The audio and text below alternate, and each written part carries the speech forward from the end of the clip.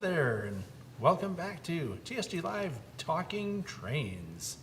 I'm John once again, and we're going to have some fun today. I'm here with my sidekick. And I'm still Murph, a.k.a. Guillermo. Yeah, Guillermo.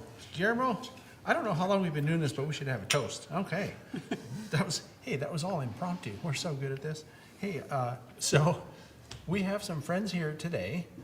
You may remember late last year sometime, we referred to him as BLT. It's Charlie Bedard and Dave Loveless and Tom Tomasello. They're sitting next to me here, and we're going to be talking about 8,400 plus hours of fun, and of course a bunch of other stuff as well. And actually, I should mention that we have something coming up, and I want to mention this because we sometimes talk about upcoming events, and it's kind of related. Because Tom's having a special part in this, and I say Tom like this because he's actually sitting next to me, as you can see on our studio cam. Anyway, Tom, what is that that's coming up, and how's your part in it? We have an event coming up called O Scale West. It's going to take place on March 6th and 7th. And my part, along with Dave Loveless's part, is both of our layouts will be open for tours. So happy to be a part of that. O Scale West, there's a website, just type in O Scale West 2026 if you're interested. Yeah, that should be really fun. We covered O Scale West last year and had a great time doing it. Anyway, so for the presentation that we're about to see, we're able to take live questions as this is happening. So if you have a question for one of these guys or all three of these guys, you feel free to type it into the live text chat. And I guess without more ado, we can get started. Before we get started, because I always forget to do something, Murph, is there anything else going on with your layout or anything new with you that we should hear about before we go? Well, for one thing, even though he's not on yet, we have started the incoming caboose project. Mm-hmm. I don't know if you wanted me to sneak that in. In other things, I've been correcting some turnouts on my layout, putting in some background mountains. Lord knows, we might actually have trains running by summer, I hope. Oh, that'll be fun. Yeah, that will be. Maybe we'll get these guys down for an op session. That'd be great. Yeah. Or more like a help me with some setup scenery. Oh, function. or a test op session that with would be work good. involved. Yeah, this would actually be good. So anyway, hopefully we'll have that happening. Yeah, that'll be good. And as you were talking, I thought of something else. Oh, about the caboose. So in case, actually no one knows yet because we've only alluded to it on this show, I think a couple of times, or maybe even just once. Yeah, just once, I think. So Murph bought a caboose on an auction from Sparky 107's thing that he did during his YouTube meet and greet last year. And before Sparky shipped it to Murph, he ran it on his layout and took some videos of it. Well, we've run it here now on two layouts, and I'm going to put together a montage of all the various places where we run it on different layouts, and it's going to be, I guess, either part of this show or it might even be its own thing. Right. The caboose making its way all the way to Murph's layout, and of course the culminating scenes will be on Murph's layout because hey, it finally got here. Mm-hmm. So it should be fun, and it's just a fun exercise. That was Murph's idea. So. And it was kind of interesting. You saw a lot of stuff at SVL last week that you've kind of missed out on. It's been a while since you've been there. Yeah, so SVL, Silicon Valley Lines, which is where that's where I know you from. I think. Yeah. Well, I met you, Murph, I don't know if you remember, for the first time right over here. Yes. In this room at some event that the SBHRS was having. And since I'm mentioning SBHRS, maybe I should plug that too. I think it was the Scale Trains show. It was a scale. It was recall. the first time Scale Trains came out to the West Coast, and they did a show here. And Murph was sitting here at the time. He was the president of Silicon Valley Lines. So that was like 10 years ago. At least, eight yeah. or 10 years ago. I think it was 10 years ago. I think it was 2016. But so I've known you a long time. Yeah. Yeah. And the only thing I regret was not meeting him sooner. Anyway, let's get on with this. I want to bring these other guys in. So talk a little bit, guys, about what we're going to be seeing, and then we can get started with it in earnest. Well, let me start by That would be number 3. we're going to be talking. We titled our talk today 8,400 plus hours of fun. And it's a BLT production. The three of us, Bedard, Loveless. Tomasello. BLT, we talked about operations, getting started in operations. And I was just thinking that recently we had a gathering of various folks talking about layouts in the Bay Area, and we did a little survey. How many people have operated on our layout, on the R&D? And there was, 70 people in the room, and I think maybe 5 hands did not go up. So many people have operated, and a lot of people have asked us about why is it that operating on the R&D is so much fun?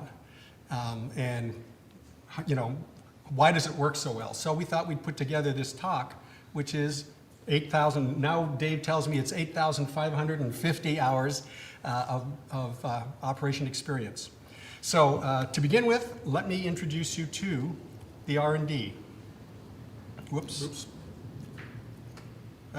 My finger, fat fingers here.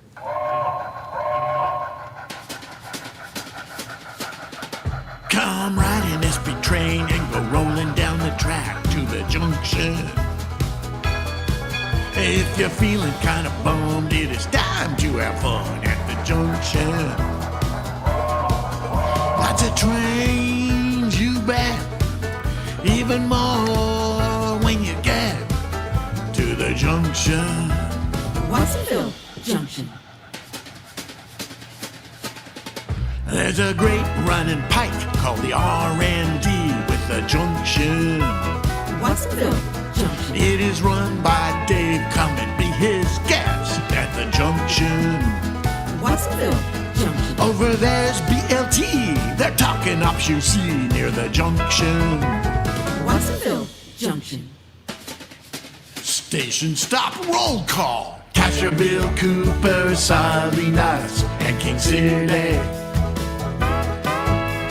Sergeant Gilroy in San Jose, too. What a city! Hey, don't forget the Monterey branch. Marina, Fort Ord, Monterey, Cannery Row, and Pacific Grove. And of course, Walker Street. When they sound that ops call, have an R&D ball at the junction. Folks will drive a country mile for that R&D style at the junction. And the trains you observe are running on smooth curves toward the junction. Here's what you get, lots of fun, you bet, at the junction. Watsonville Junction. All aboard!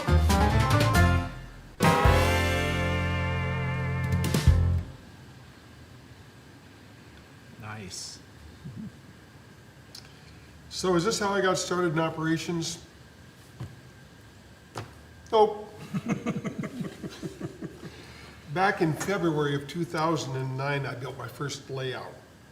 It modeled Southern Pacific Coast Division and was nicknamed the R&D, which stood for Rawhide and Duct Tape, Research and Development, whatever, which is shorter than typing the Southern Pacific Coast Division Monterey branch. Took me about 80 hours to build a temporary layout. That's all it was temporary. I wanted to find out if I could locate an operating crew and find out if I wanted to host the operating crew. These guys are a little sketchy. I don't know if I wanted them in my house. Wait, but that was before you knew me. Your reputation precedes you. So I had 3 modules left over from a club I was in. I adapted those. It forced me to do a twice around the room design. Let me get that up. There it is. There's the original R&D.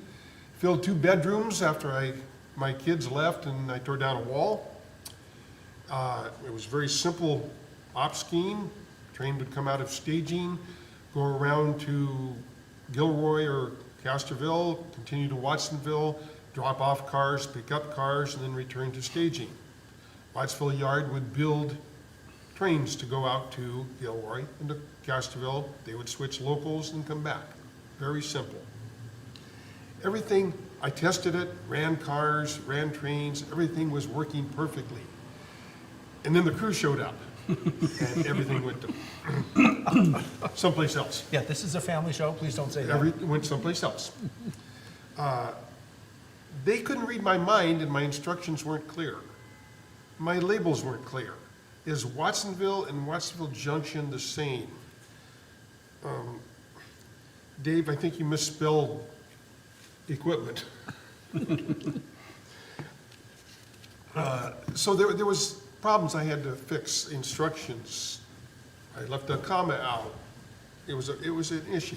So I spent literally 5 years, well, I'm still doing it, but 5 years rewriting the instructions, putting the signs up, correcting the signs, and like this. That was my job for the next 5 years. And recruiting more crew. And recruiting more, well, no, I tried that, I couldn't. Really? Okay. I invited 3 guys at the start, and in 15 years, nobody else I've invited has come. So where'd your crew come from? Tom Sawyer principle. Basically, I shopped it out. Actually, Dave, I think you invited me, and it's another in this room. Well, I wouldn't have invited you, that's for sure. I wouldn't have invited you either. But it's another in this very room story. Yeah, yeah. Because we were here, I think, for a SIG meet, and I met you somewhere over by that vending machine over there. Who didn't you meet over And by that vending machine? And I told you, oh, I've been hearing about your layout, and I think you invited me. So I might be the only person you invited who actually came. Okay, 4. Yeah. But he didn't invite me back. Oh, I came back on my own. Well, you keep good company. Oh, okay. Where was it? What were we doing? What were we talking about? You didn't Okay. invite anybody.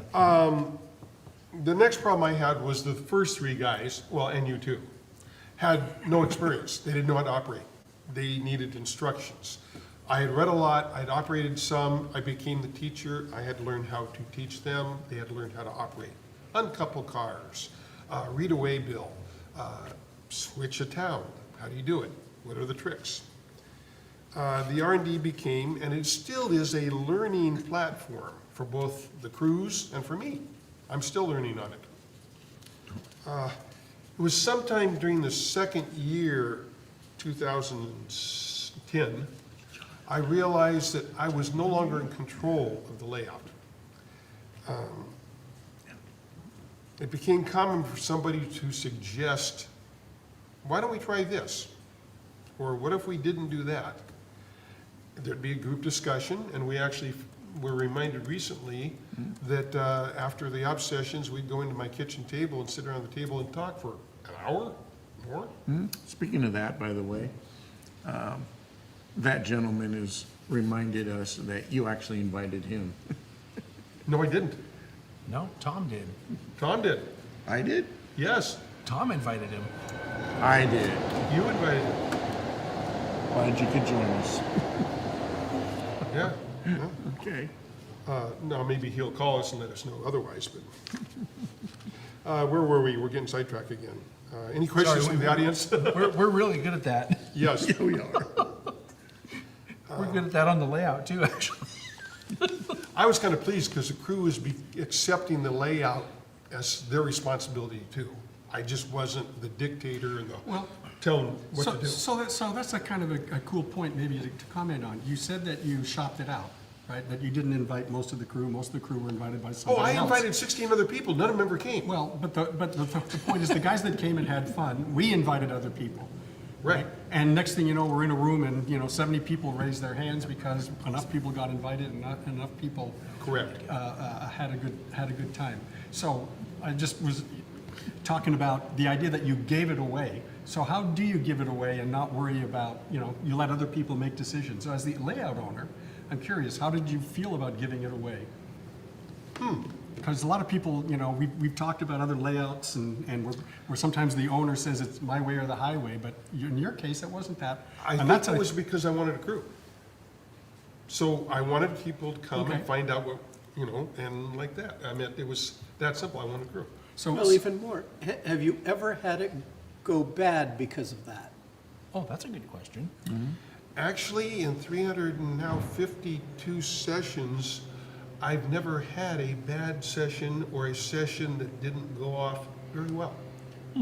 I guess the realize real I'm question is, Testing the fates here, have you but ever had somebody get invited that you really wish hadn't?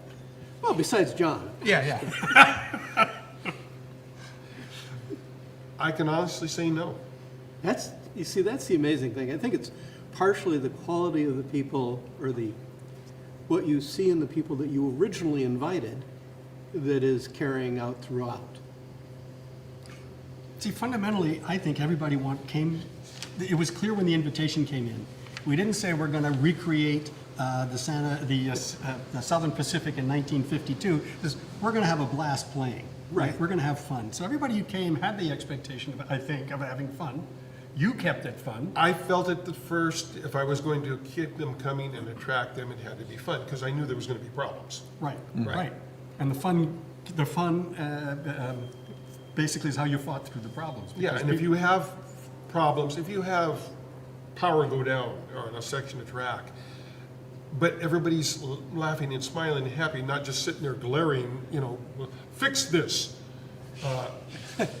you can get away with a lot of problems. You kind of have an engineering manager's attitude about it of, oh, you brought me a problem. How do you think we should fix that?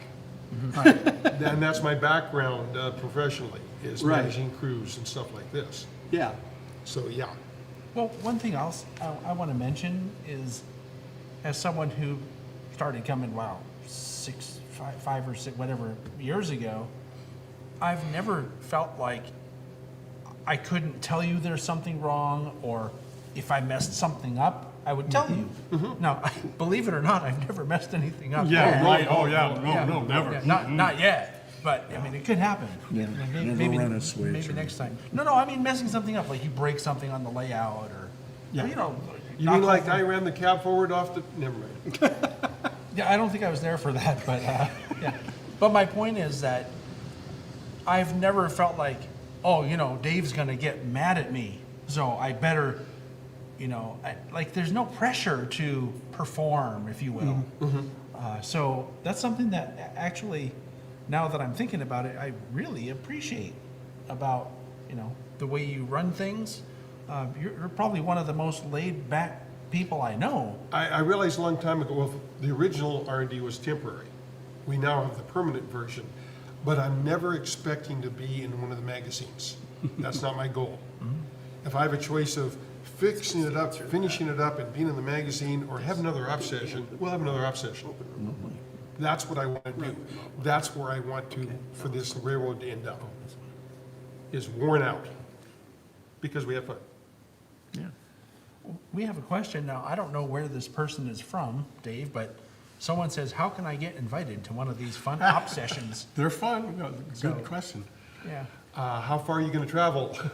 yeah. I mean, Most of my crew is in the greater San Francisco Bay Area. I have some that come from, one guy comes from Santa Maria, which is about a 3.5-hour drive, I believe. something like that. He's only been there 70 times, so he's kind of new.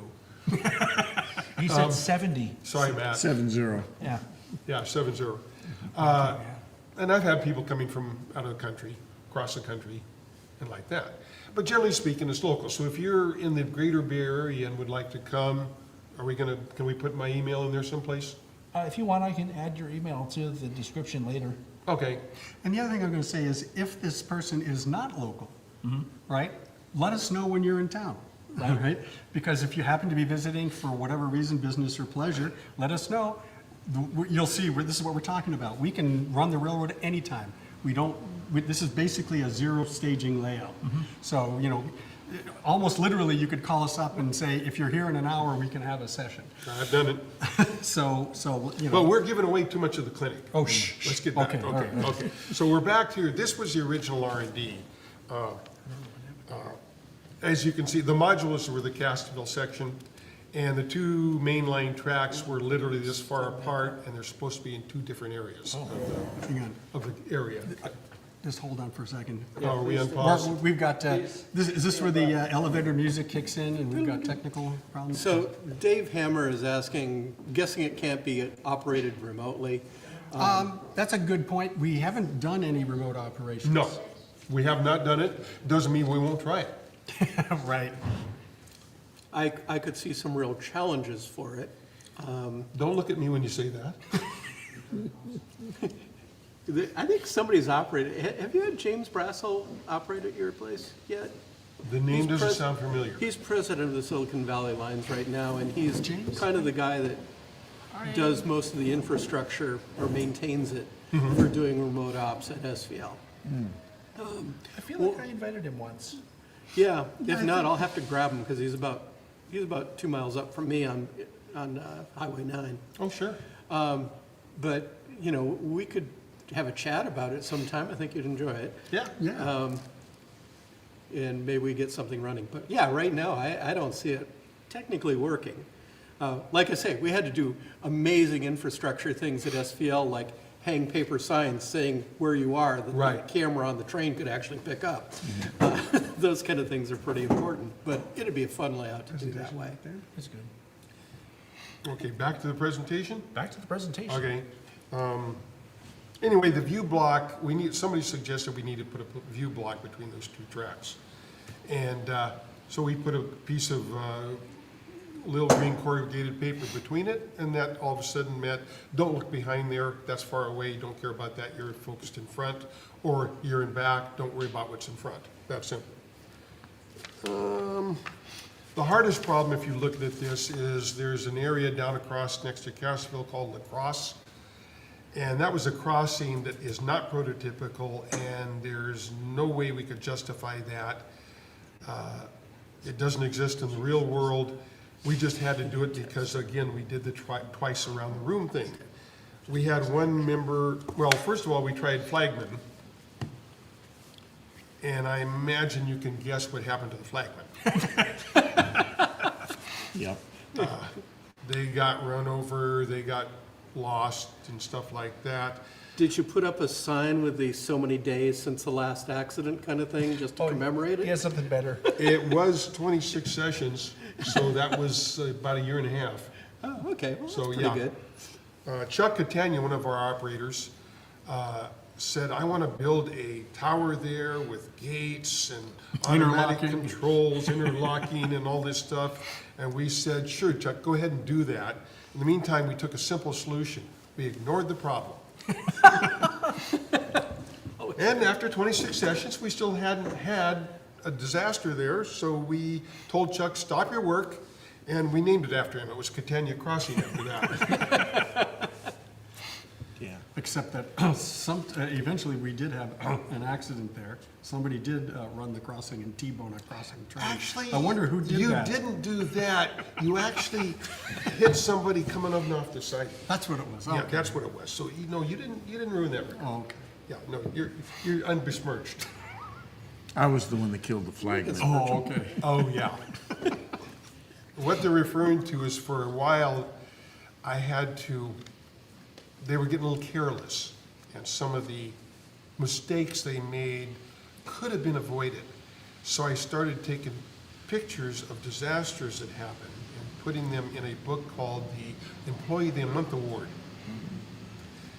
And Murphy, not you, Murphy, Thank you. Murphy's Law came back and bit me because the first person to cause an accident and got put in that book was me. So, yeah, so go. Okay, where are we going? The op scheme was simple. I already kind of told you what we did. We ran around twice and local. This is the early shot. This is a shot. Oh, wait a minute. Let me go back. Continue on. This is the R&D.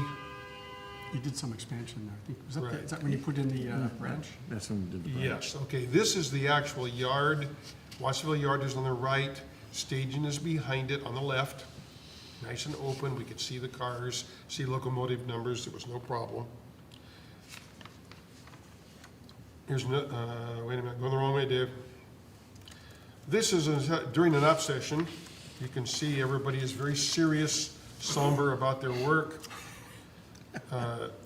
They look very intent and focused intently on their work. I'm not certain if they were laughing over a joke or something else. I think they're doing. admiring your backdrop there. Oh, you mean the paper?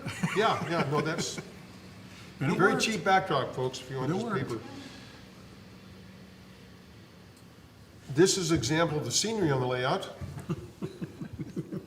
If you take out the map, the card holder, you have left a piece of paper thumbtacked to the front. And behind the map is a ceramic building bait shop that my daughter painted that she got from her grandparents' ceramic shop. I can guarantee you it's not to scale. Oh, when are we gonna do the clinic about how to not build scenery? Or how did you say it, John? It's how to not build it, or how to? It's how to not build scenery, not how not to build scenery. So it's not telling people the mistakes, it's telling them how you don't do it. Would somebody ask him how to explain that again, please? I don't think we need an explanation. I think really the point though is looking at this, you don't need a lot of super finished, magazine quality scenery to have fun. To have fun. That's And- exactly right. And I think that the point of the layout is to have fun. So, On a temporary layout, this is all you need. yeah. I mean, this might even be more than you need. So, Well, you need the signs, you need the, oh, yeah. Okay. Next, we did have some expensive equipment though for those of you that have seen 2001: A Space Odyssey. We had a HAL, what was it, 8,000 computer? In the movie they used it at 9,000. Yeah. Tommy's using it here. You might know it as a whiteboard, but we won't go there. Let's see. It doesn't say we can't do that, Dave. I'm sorry, Dave. Are you quoting? Never mind. So we did appreciate the visible staging. Later on in this shot, you can see the staging's covered over by the Monterey branch. We started building the Monterey branch. No place to put it, so we had to put it over the top of the staging. It was inconvenient. And we remembered that, and later on, we did not repeat that when we built the new layout. So here's a view of the room, one end of the room, without a crew.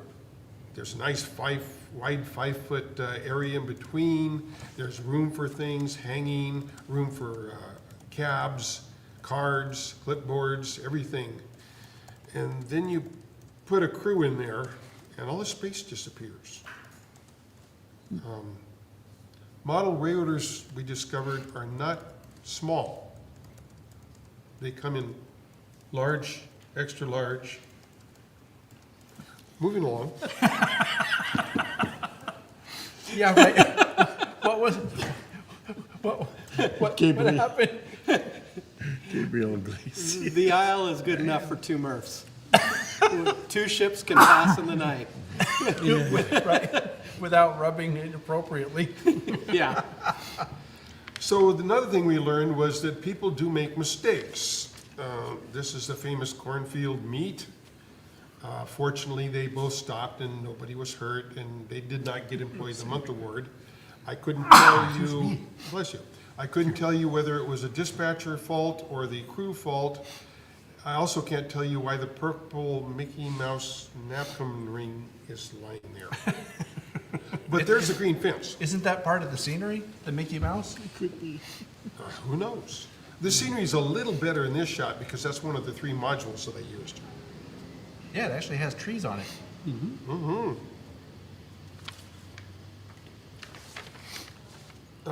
The green fence idea, by the way, was stolen from Disneyland. Maybe that's what the mouse is there for. Disney paints a lot of their stuff they don't want you to notice. They call it no-see-em green or go-away green. And it's very effective. The most important lesson oh, wait a minute, where we go? There's another shot of a green fence in Gilroy. The foreground is miles away. Behind the green fence is the city of Gilroy. Up above, kind of out of sight, is the upper deck, which is a Monterey branch. The most important lesson we had is you had to have fun. These guys were so proud of themselves. They had a 4-train meet in Casterville. And I don't know why the flagmen are there, because that's the only 4 trains that were on the layout at the time. But we won't go there. So it's a long-standing tradition. Yes. Oh, We yeah, get well, those- John's referring to the fact that we have a 4-train meet about once every 4 or 5 sessions. And recently. And they're always in Castroville. Always in Casterville. And they're not quite as planned as maybe this was. All I know is every time something like that happens, you're like, here, come over here and watch what they're doing. Get a video Yeah, it's of it. fun. Come over and look. Right, And then so- also, you have to You remember me, Charlie? Charlie. Charlie Charlie to narrate the action. has to explain what happened and why he's leaving so quick. Oh, right, right. So I just want to mention, I really, this came up in the text chat. Someone wants to get more information about the layout and all that. Now, I don't know if you have a website or not, but I do. Of course I have a website. Oh, you do have a website? Oh, sure. Yeah, that's what I thought. It's probably about 8 years old. Oh, okay. Yeah, it's not up to date. I was gonna say, because I'd like to come shoot a layout tour video, TSG layout tour videos, but we can't figure out how to present it. Because it's really an ops-based layout, built for ops, it's operated, and Well, you can cue off the music video we did. Didn't we show them? well, but the music video's already done, so now we don't have to do it again. But my point is, it's an enigma, because usually for layout tour videos, all I have to do is talk to the layout owner and say, here, look at these other videos, look at what they did, and see how they presented theirs, and it'll usually get them going enough to go, oh yeah, I could talk about this, that, or the other. But it's not as simple as that with your layout, because Nope. it's just for ops. And I mean, what would you show people? I guess show this different switching districts. I don't really know. Expand out what you did? Yeah, look, I think Just there are a be lot of patient, design John. concepts that you would be great to have in a video. well, this is what, Oh, what are they? gee, No, it would I be like- inspirational. I hate to be a scoop, but part of what I like is you have the staging art that can go either way. well, so guess what's in the rest, guess what the rest of us Exactly. are gonna Right, talk okay. about. Right, you're You're switching- presaging our. Right. our You'll points. talk about it. Your Yep. switching area up near Fort Ord, I think Yep. is really great. The line coming off the yard that goes up, whatchamacallit street? What is that? Walker Street. Walker Walker Street. Don't forget It's Walker just Street. a really cool area to switch. The way this, it gets me every time, the way the railroad goes behind Walker Street there and emerges 3 inches down, coming down that long peninsula, is a great use of space. And it always surprises me. I don't know why, but it always gets to me seeing that. So, and I really like your helix. The way you did the helix so that you actually know where you're at, and it's not double track, right? Nope. Which means you don't have meets happening where nobody can see them, which I think is really cool. So there's a lot to it. I think, and that's just part of it. So anyway, I Okay, think John, a so lot- there's your narrator. Yeah, Yeah, but that's a short layout tour, isn't it? I mean, well, Well, we'll, that a short tell you film? what, when we there's a will bunch talk. of interesting, we're gonna cover some interesting design Yeah. ideas and operating ideas, and then that might form the basis of how you might wanna put together a TSG video, which isn't just about showing the scenery like you would at Jack Burgess's railroad, where it's just, a masterpiece. Not that yours isn't a masterpiece in other ways, Dave, nudge, nudge. I can't But- spell masterpiece. Yeah, well, it's good. But rather, when you think about doing it for operations, this is why this railroad is, here's a video that says why this railroad is fun to operate. These are the key things. yeah, And then people might be inspired by that. yeah. Okay, shall we get back to it? Okay. So this is where I assume the map is up. No, the map is up now. Okay, good. There's where we started. And 5 years later, the track plan had changed to this. The original core is still there. We've added 2 passing sidings and work areas on the main line, Sargent and Moss Landing. And coming out of Cassville and going around the layout, we've added the Monterey branch. Fort Ord, Monterey, Pacific Grove. There was probably about an average crew call of about 17 to 20. We normally had about 7 guys in the crew. This went on for about 5 years. We had boomers coming to our cruise was having fun. The boomers were coming in and they were having fun. And then my wife came to me and said, I want the rooms back. You need to build your own building. Oh, what a crushing announcement that was. She's a nice lady. So we tore out the layout, and I put the wall back between the rooms. She got her craft room. She later got a Lego room and a she shed. And we hauled the layout to the new building. Now, I put it in the building because I figured what we'd do is we would set it up in the middle of the room and operate it while we built. Chuck Catania said that would be a waste of time. Let's just start building the real one. And I said, okay, well, we'll put it to a vote. And I lost 17 to 1. So, let's see, where are we? Okay, up here. So the layout was disassembled, the R&D was disassembled, we moved to the new building, and it never ran again. That was the end of the R&D, except for one little thing. The 3 modules I had, 2 of them were borrowed by 2 other guys who wanted to have a temporary layout. This is the 2 modules that produced Casterville. And they were borrowed by 2 guys who used it on their layout, temporary layout, for the opening of season 14, episode 2 of Mythbusters. What myth were they busting? Pardon? What myth were they busting? They were investigating the myth of an imploding tank car.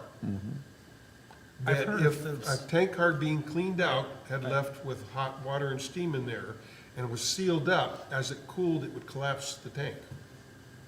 How does a model railroad fit into that? They wanted this for the opening scenes. You'll have to tune into and watch it. Oh, I'll have to tune into it and watch it. They did a production of a model railroad. You know, kind of like what you do. Yeah. So that's It's kind got of the, potential destruction, I mean, you know. yeah, I'm gonna slide this over. So I thought that was a good ending to a temporary layout to be used again on Are a you- temporary layout. Are you saying that the layout tour video should be us destroying your layout? I'm not saying anything. That's a safe answer. So I was just going to say, to introduce Tommy's part, you know, that's the kind of the history about an operating layout, right? You start with a couple of modules and a couple of friends, and you don't get yourself wrapped around the axle about it has to be in the magazines or it has to do this. You basically invite your friends and you have a good time. And your wife kicks you out and you have to build your own building. Well, yeah, not all of us have that advantage, but we learned a lot in those. And We learned a lot. so, and to Murph's point, we're going to talk about that. Tommy's going to talk about some of the design elements. Yeah, ready to do that. Well, as it turns out, I started operating on Dave's layout, and about the same time I started building my own layout. I was going to get to that. Oh, sorry. That's all right. I thought you forgot. Keep your hands off. I haven't. And I thought, oh, this will be a great opportunity to operate, which is something I've always kind of had, even before I knew what operations were. I always had a feeling that, well, I always liked trains, I always liked model trains, but I always felt they needed to do something, not just go around in circles. Not that there's anything wrong with that, but I wanted to see trains doing what trains do, going from here to there, switching cars and all that. And so going to Dave's allowed me to experience that. And as a nice twofer, I could learn some things that I could employ, some design elements that I could employ on my own layout as I built it. So, design elements for operating the layout. So you want to build or rebuild your layout for operations. Well, needless to say, but I'll say it anyway, good design will always pay off in the long run. And this is the important learning point. Take your time. Dave took his time by designing a sort of temporary. He didn't try to dig in and build a finished layout. He said, there's things I need to learn about operation. There's things my crew needs to learn. So we're going to take the time. We're going to sort of rough shoot this and see if we can come up with a viable plan so that down the road when we build the finished layout, we'll have something that actually operates properly. Take your time building. After all, freaking hobby, not a job with deadlines. In my line of work, I deal with deadlines all of the time. I'm a music producer, among other things, and it's not unusual for me to get handed an assignment on Wednesday. You know, we need you to produce a couple of music cues for Friday, which Or an intro to music to the presentation for your present, right? yeah. Needless to say, that got done pretty quickly. I didn't even have time to hire a quality vocalist for that. All right, one of the things that I determined, again, some of this will be stuff we've touched on earlier, wide aisles. Wide as practically possible. Now, a lot of times people, when they want to design a layout, this is for layouts that are being designed from scratch. You know, oh, I want to get this, I want to get that, I need to have this, I need to have that. Sometimes less is best. Really make it a priority to get those aisles as wide as possible to accommodate crews of various sizes. I might mention, Tommy, that I spent many an hour on the original layout trying to figure out a way I could put an aisle down the middle. If only just for just a switching district. Yeah, And every time we looked at it and every time we walked around and watched it operate, it just was not feasible. Now I had 10 and a half feet there. yeah. Whoa. Is the room size was 10 and a half feet, so 5 feet in the middle, nope, couldn't do it. In terms of sizes and practicality, if you have a point on your layout where crews need to pass each other, 3 foot would be an absolute minimum. 4 feet is preferable if possible. For those that really have to have that extra switching area, you might get by with 2.5 feet if it's an area where there's only a single operator. I've seen less. I went to a gorgeous layout in Grand Rapids Yeah. that it was phenomenal. It had gorgeous northwestern scenery, but there was a point where I had to get down on my hands and knees to get down to the next segment. Obviously, I'm a larger size operator, but it was like, wow, this would be annoying after a wee bit, but it was worth it to crawl in and get there. My wife, of course, had no problem at all. Yeah, I want to say something about that, though, that if it's too narrow and you're using car cards and you drop your cards and you have to bend down to pick them up, that's a pain in the butt, We just shove you underneath the layout and leave you right? there. I mean, what would you, you'd have to use one of those grabber things to pick them up or something, you know? Just doesn't seem like it would work. So I'm not criticizing, I'm just saying that 2.5 feet probably is, at least for me, probably not enough. Especially if you're in a switching area and people keep walking by and you're trying to do a coupler pick thing to uncouple cars. and they bump and they into you. keep bumping your elbow when you're doing one of these things. That's pretty annoying. Okay, my point is 2.5 feet if you're in an area all by yourself. Yes. No, And you're I not agree, gonna Tommy. get past. And if you're skinny, Yeah, no, I could get through 2.5. Yeah.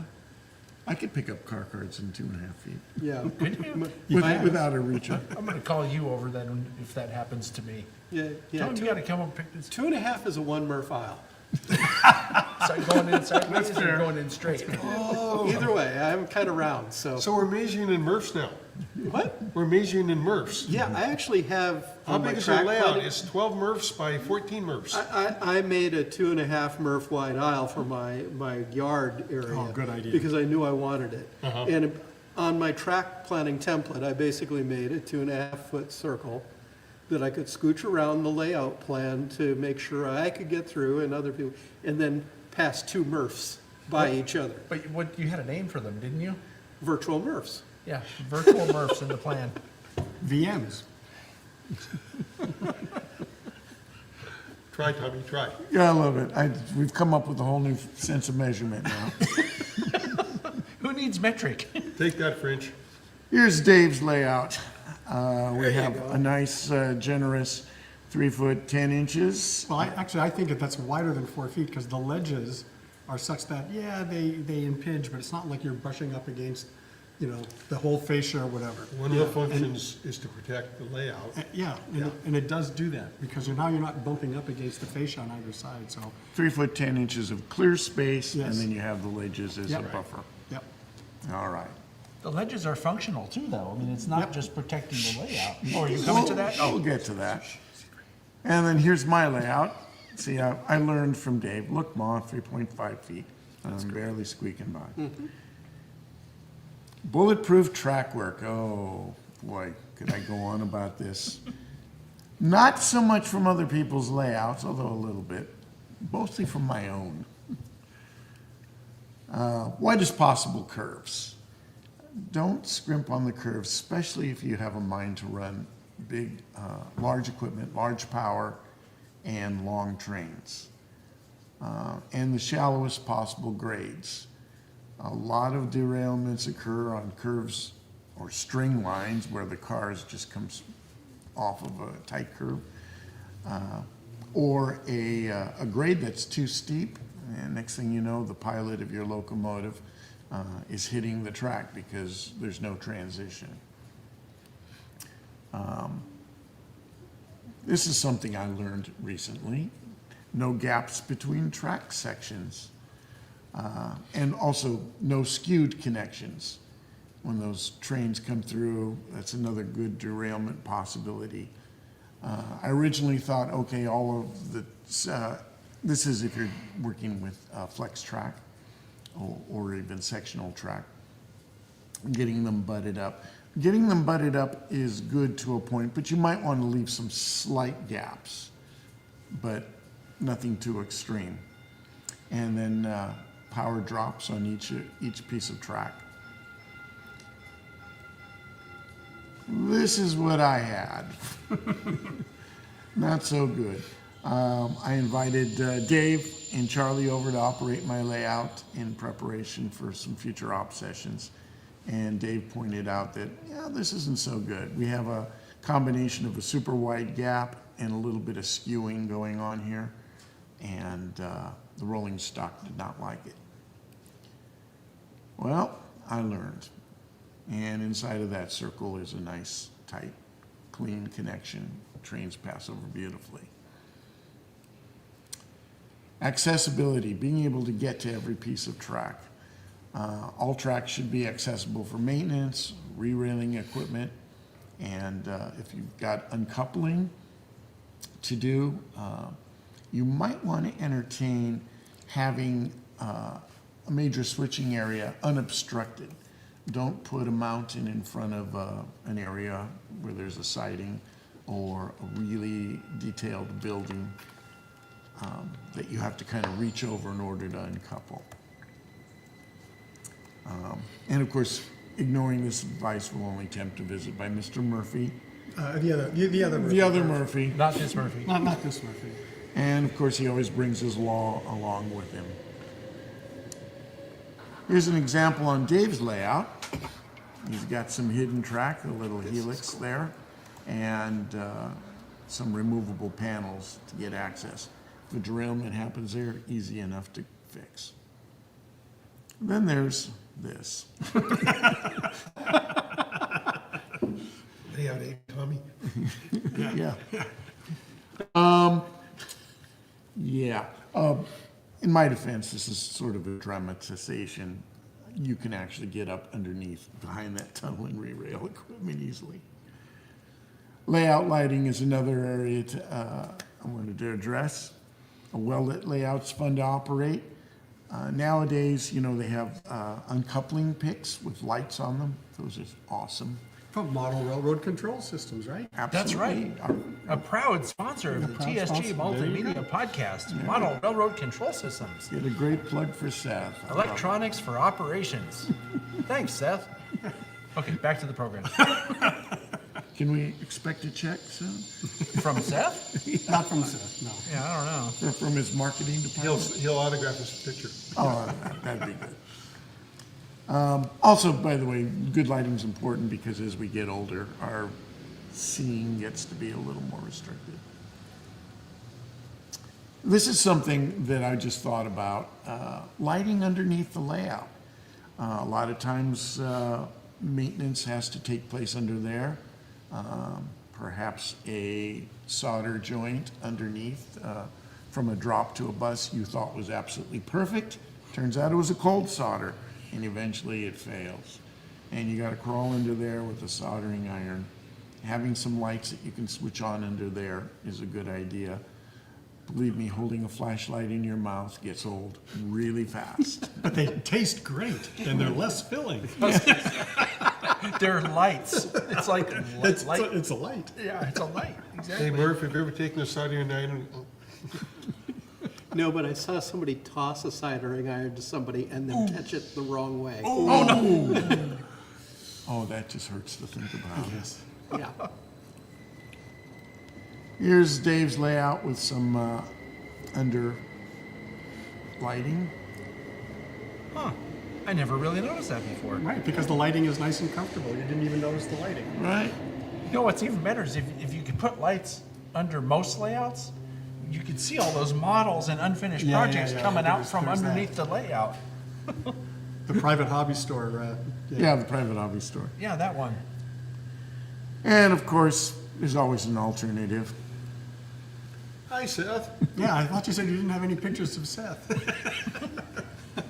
Seth's alter ego. Is anybody gonna explain that, or we're gonna just leave the world? No, I'm going to explain it because I think it's worth explaining.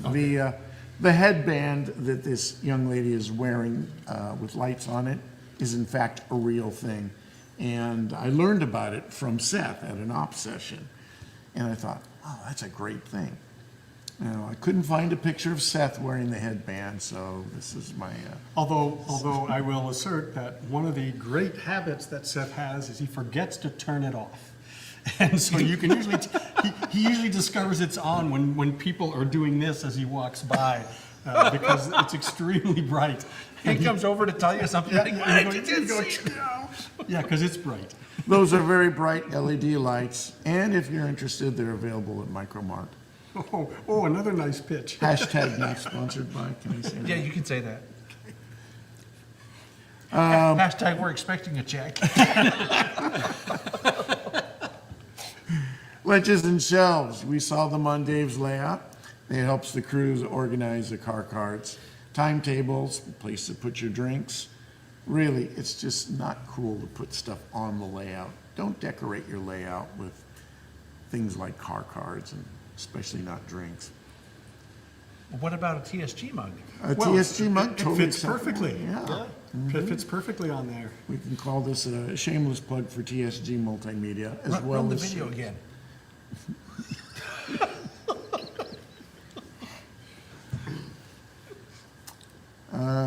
This is a serious presentation. Oh, I'm sorry. Not really.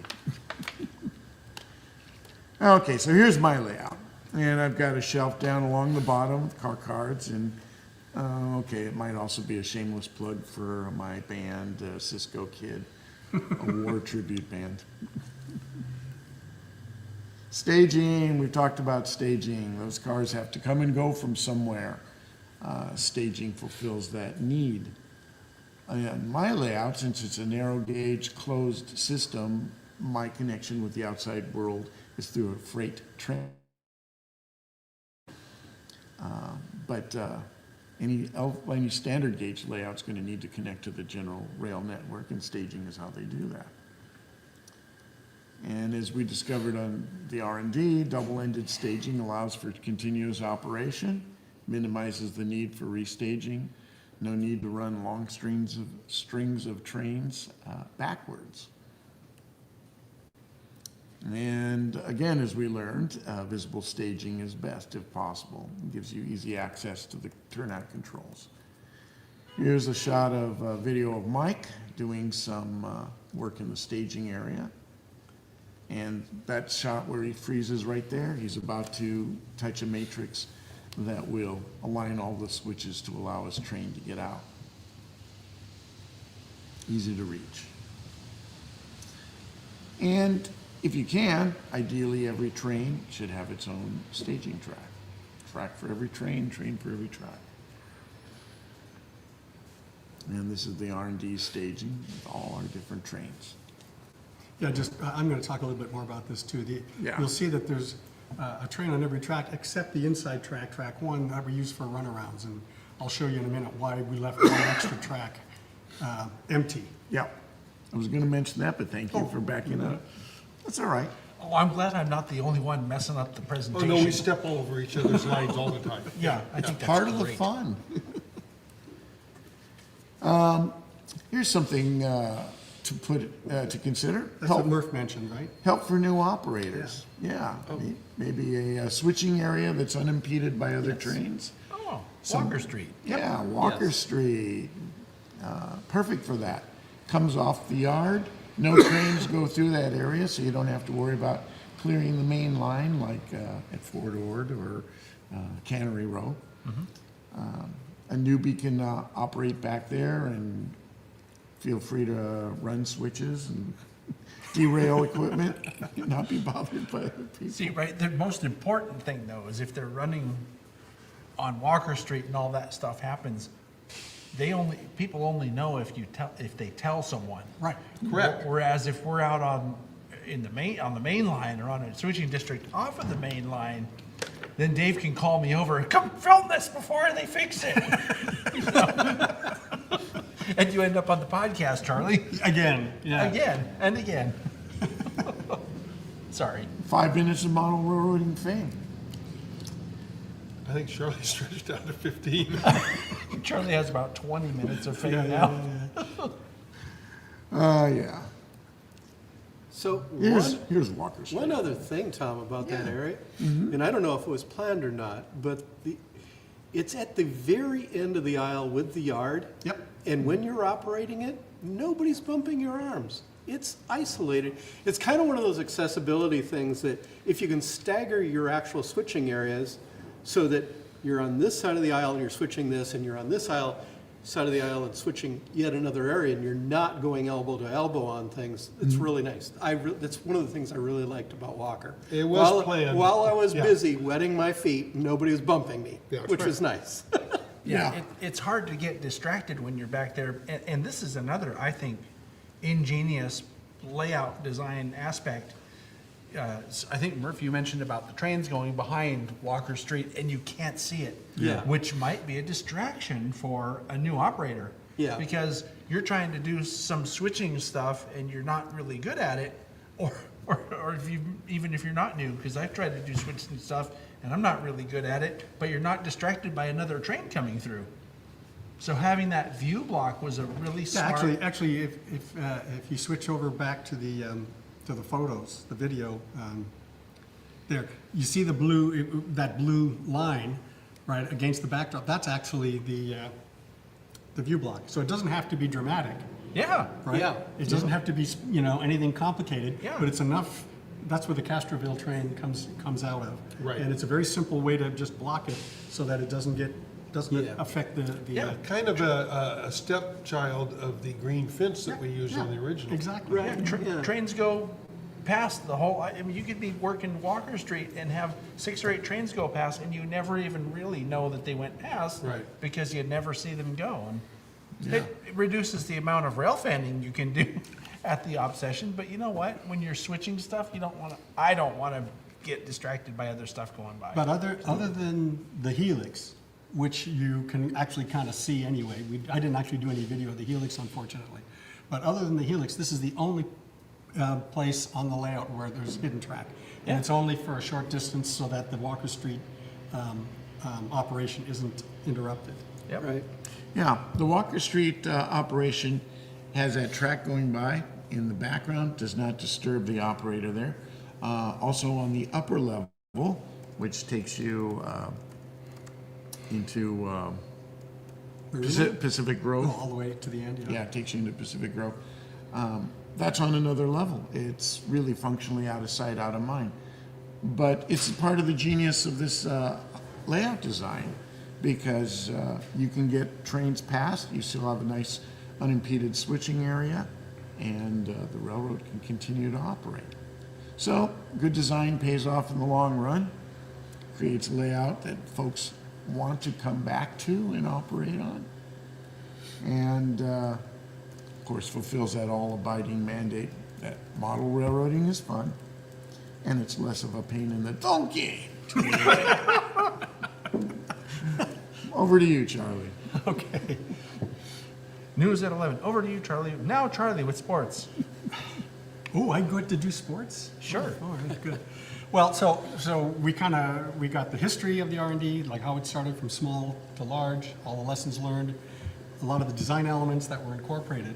So what I want to do is in the next little while, talk about when we operate the railroad, how do these design elements translate into a layout that is easy to operate, doesn't need to be restaged. I'm trying to think of how many other layouts I've operated on that don't have some level of staging. The R&D does not need to be restaged typically, except for if we run timetable and train order, which I'll talk about at the end, because it's a different thing. But basically, Dave once joked and said, there's really only ever been, he talks about having 350 operating sessions, but he joked and said, well, really, there's only ever been one operating session. It's just it's just continuous. Yeah. All right, and so how do we accomplish that? Okay, so one of the ways that it works, and it's easy to use and fun to do, is we have the, as Tommy already talked about, that visible and double-ended staging. Then, in terms of the crews, I'm going to talk about this in a minute. We have something called the rack that we use as a train master. How are crews assigned? You're self-assigned, so that makes life easier. We use the rack for that, and then. It's not a medieval torture device, by the way. Yeah, Ooh, well, thumb screws. shh. That's we weren't supposed to talk about that one. Okay. Then I'm going to talk a little bit about the yard itself. On Dave's original layout with modules, Watsonville Yard was basically where all the work happened, and that's still the case in the R&D. Even though there's lots of traffic going on everywhere, the yard is where we basically generate all of the interesting traffic. And so how the yard has been designed and how we operate it, it's just real easy to do. So I'm going to talk about that. And then I'm going to wrap up. There's a bunch of other not critical pieces, but interesting features that we'll talk about. I mentioned the flexibility in terms of operating schemes. So let's start with the value of double-ended staging. It's easy on the operators. We basically have near zero restaging between sessions, so it's cyclic, or like you say, continually operating. The through freights in every layout, pretty much every layout I've operated on, there's got to be a source of traffic, and then that traffic has to go somewhere. Otherwise, you're just shuffling cars on the existing layout. And so, No offense, Tommy. well, but you have Narrow gauge. It's narrow This gauge is self-control. but you have your various interaction stations, like where you go from standard gauge to narrow gauge, that's generating the traffic. Right. True. Right? And so Well, it works. It's probably worth mentioning, though, too, that not every model railroad has to have staging. No. As a matter of fact, one of the very well-known railroads around here, Jack Burgess's Yosemite Valley, has no staging at all. Yeah. Well, one of the ways is because he modeled the whole railroad, He right? modeled the whole railroad, and the foreign traffic is just already on the train. Right. So you don't have to have staging for that. So there's different ways to do it, but this way, for what the layout's set up for, is just, this is one of the, once I realized what you guys had created here, I was like, oh, that's really cool, because, there are people that spend hours and have to bring friends in to Oh, yeah. restage for an op session, and you never have to do that. Well, And it's right, and the other thing that's interesting about this, talk about getting people in, is we can do, because of the way staging works, we can generate as much traffic as we want, or as little traffic Yeah. as we want. So we can work with 3 operators, 4 operators, 7 operators, 11 operators, right? Doesn't really matter. because we can balance the amount of work we do based on how many people we have, right? Because basically what I'm saying here is the through freights basically take cars out of staging. They deliver them to the railroad. Now we've created work for the operators, and they're gonna do their thing, and eventually cars come off the railroad, and guess where they end up back? They're ready to go. They could run back to back if we were that crazy, because the through freights are always ready to run again, right? And then any other trains, I'm gonna give you an example of that as well. Other trains, like trains that run up to the end of the branch and then return, those are also easily reset by the operators. The layout owner isn't, Dave and the crew, we're not restaging between sessions, right? So it essentially enables nonstop operation. So I'm to give you an idea of how it works, I've put together kind of a video sequence to watch how a through freight works, how it delivers cars, how it creates work for the railroad. We're getting the sound effects too from the real train Yeah, I that's think outside. that's really cool outside. Good, I thought my hearing aid was going. So here's the shot of staging. Basically, all of the trains that we run, in fact, all the traffic that we run comes in and out of here except for Walker Street, basically. But actually, even the Walker Street cars come from here. Eventually, So- right, at some point. Yeah. Right. So those are the 12 staging tracks that we've already seen. How we assign power is the tracks Dave, I guess Chuck Catania decided to power each of the tracks independently. We use a lot of sound locomotives. You don't really want all those locomotives sitting on a dozen staging tracks making noise. So And that was originally discovered from the first version. from the first one. Yeah. So, and then as Tommy pointed out, at each end of the staging yard, there's a ladder track that with one button, you select your track. And then there's a little chart that tells us what trains we're going to be running. And for our example here, I'm going to look at the through freights. And you'll see that the through freights have each their own track. So we're going to focus on, here's the through freights. It's kind of interesting. One is eastbound, one is westbound. They both run cab forward. So you can see the cab forward on the eastbound one. We're going to be looking at the westbound one, which is in this video, the second one, the lower one. It's going to be going left or west, and there's its cab forward. And here is the instructions. So one of the things I want to point out about Dave's instructions is they're not 12-point font, okay? They are big, they're simple, they're fairly easy to read. He's consistent with how all those instructions that you were talking about, destinations and city names or town names that are on the layout are marked in red, and your instructions are pretty clear. And you'll see that this train's going to leave staging track 8. It's going to go all the way around. We'll follow it. It's going to return on track 8, and you'll see why it'll be ready to go again. And it tells you what the job is. It's a through freight to Roseville. It's going to exchange cars at Salinas, and it's going to exchange cars in Watsonville. All right? So there is some work. So there's some work to do, and there's in fact, you'll see here, this is a fairly long train. Here it is coming out of staging. It's got 18 cars on it. So and the staging tracks are that long. One of the things about having your own building is, we can have some long trains. So here's the train. It has just arrived in Salinas, right out of staging. These are the cars for Roseville. So the car cards are easy to handle. The Salinas operator knows where they are. Those are the cars we need to pull. So the switcher, working the yard, reaches out, and there are actually yard tracks in Salinas for the Roseville cars, so they're easy to find, easy to locate. Using the cars that you're going to push as a handle, you grab 7 off the end, and you put those on the Roseville yard track. Pretty easy swapping job.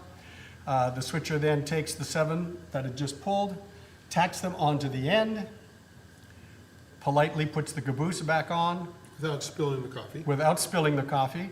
You put the cards in, and you are ready to go. So now, here is the through freight. It's completed its run. It's now arriving. It's coming, I'm going to talk about the yard later, but it's come off the main and the siding onto the arrival departure track In Watsonville. in Watsonville. The engine pulls off. It's kind of interesting, one of the design elements, I'm going to talk about this in a minute when I talk more about the yard, but you see those 2 crossovers? You see how those crossovers are cleverly set up so that the cab forward is out of the way, making it possible for the switch engine that's running this end of the yard to do exactly the same maneuver that we just saw in Salinas, only this time it grabs 11 cars, right? We've got a couple of arrival departure tracks, so there's enough tracks for us to do the work. We spot the cars that we pull off. We get the 11 that we're swapping, tack them on.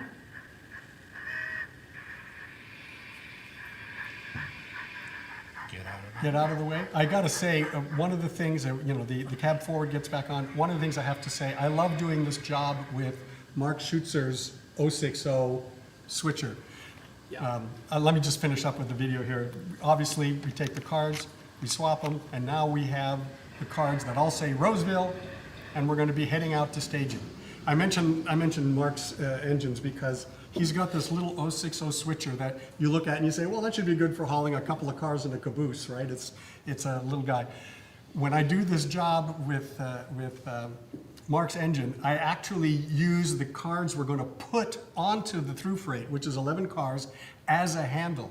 I take them up the yard lead, I grab the 11 cars that are on the train, because this actually is fewer moves, and I pull 22 cars off the train, out down the lead and around the curve, and that little 060, which I claim it must have depleted uranium in it, because I have no idea how the hell this little guy, and it's beautiful little engine, smooth as silk, pulls those 22 cars off and allows us to do the swap in a little bit fewer moves. So we're done in Watsonville, and off we are to staging. So here we are going into staging. And remember what our instructions said, right? Our instructions said we're coming in on track 8. We set the ladder, and in we go to track 8. I want to mention something while we're watching this, which is the way this is edited, it's not obvious that there's a whole bunch of layout in between all right, all the places that we've seen. There's a whole bunch of layout. So it's not just going from one staging to the yard and then back to the staging in one short trip of 10 feet. Right. It's going around the entire building. So, what happened Oh, there? I just moved the mouse. I just, because I wanted to pause it here. Because one of the things, I'm going to back it up just a second. One of the things I wanted to mention is because we don't have to restage by, as the layout owner, the operator does that. Because I was showing on here that now I've screwed up my own video here. But what the operator has to do, I'm going to back this up, sorry, and zip it forward. Sorry, I messed up the presentation Well, by I just- interjecting the comment, but I thought the comment was worthwhile. It was Yes. I remember when I It saw is. this the first time, I was like, boy, it sure makes the layout look small. Yes, You yeah. know? Well, because I It's a wanted. staging yard and a yard. Right, Yeah. well, I just wanted to, because I wanted to focus on the staging Yes, aspects. no, I understand why. I'm just saying for the viewers, so Yeah. that they realize that there's a bunch of layout between all Yeah. those places. But I wanted to mention too that what the operator does, because it said so on the instructions at the bottom, it says, turn the waybills, right? So that's what Dave is doing here. We're Tell turning. them why, I'm lazy, right? Right. That's true. Good engineering is a Getting tribute to laziness. somebody else can do your job for you, Yeah. that's good. So, Tom Sawyer. Tom Sawyer, right? So what we're doing here is these cards that all said Roseville, because they're now in staging, they're all gonna get turned, and guess what? They're gonna miraculously turn back into Salinas cars. 7 are gonna go to Salinas, you can see we're looking here. And the other, once the waybills are turned, they're new on layout destinations. So when this train comes back, there'll be new traffics for the operators. And then when you're done, I'll talk about the rack next. When you're done, you put the clipboard back into the rack, and guess what? Boom, that's it, we're staged. That Ready to go. That through freight is ready to go again at some point later in the session. So now I want to talk about how the staging works and how the lack of restaging works by using an example of one of the passenger freight trains. This particular train runs from Pacific Grove, which is at the end of the branch, and it's going to run all the way back to staging. Returns on track 12, and it says in the instructions that you need to turn the local. okay? So this is a case where it's not going in a circle like the through freight is. It's going to have to be turned. So here's the train, there it is there, in staging, okay?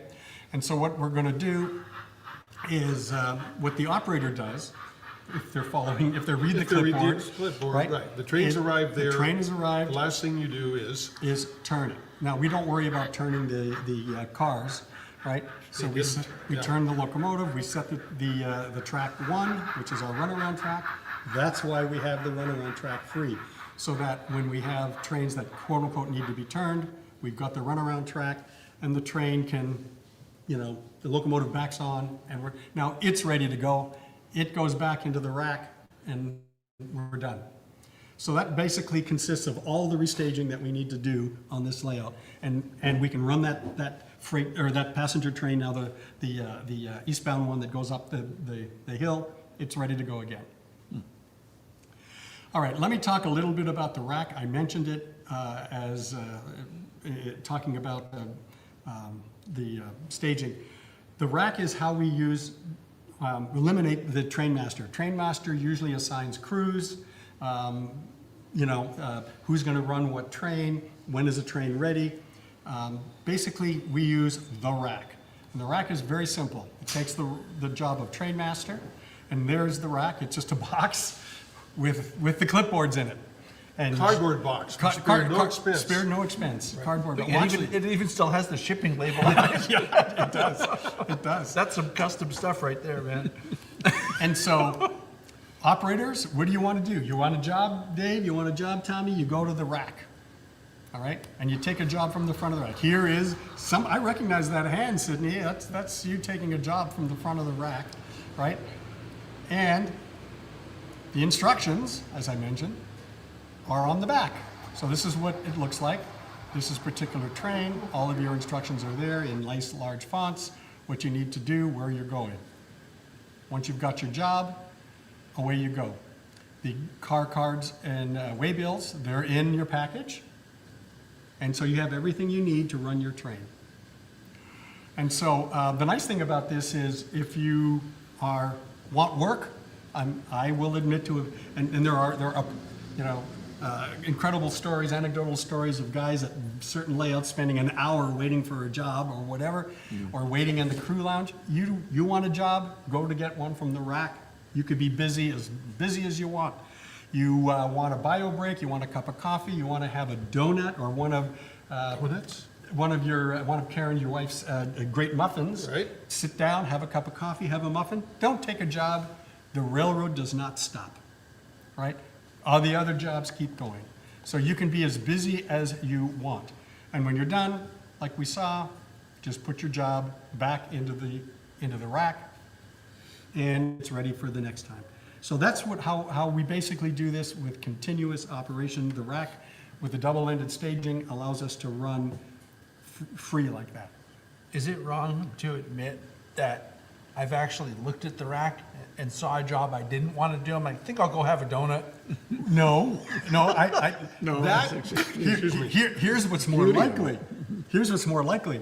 This is you shopping at Safeway. This is you looking at the rack going, not that one, not that one. Oh, that one I haven't done before. I'm going to grab that one. I believe, You are allowed to not take a job. Yes. You are allowed to ask if you can skip one job. But if you start cherry picking through, Murph is going to come and sit on you. I did that one time.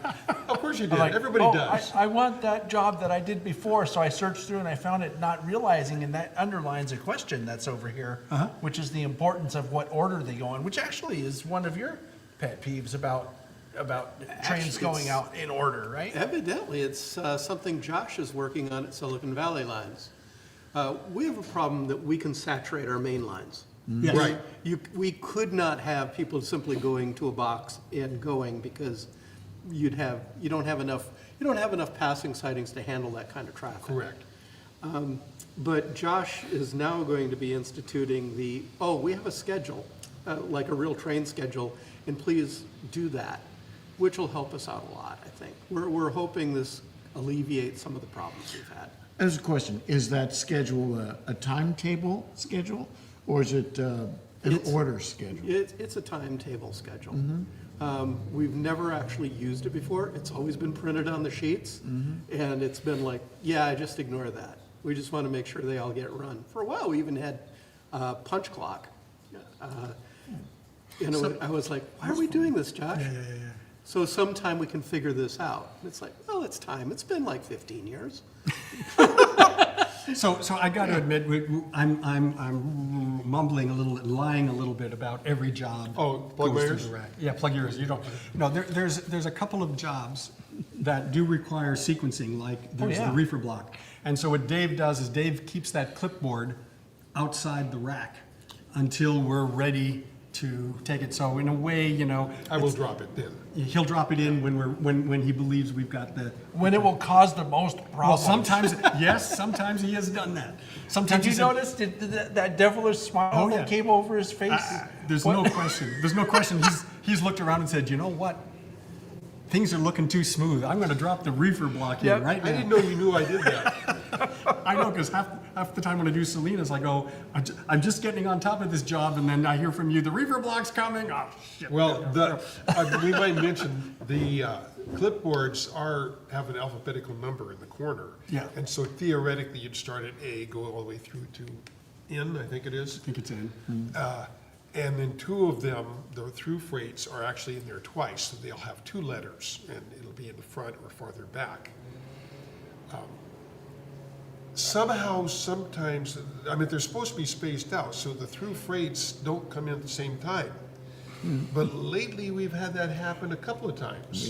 Yeah, just the last So session. I'm strongly suspicious that somebody was doing a little cherry picking. Someone would like to know if a block of cars that's going to one station, do you use a block car card? I know the answer, but you should answer it.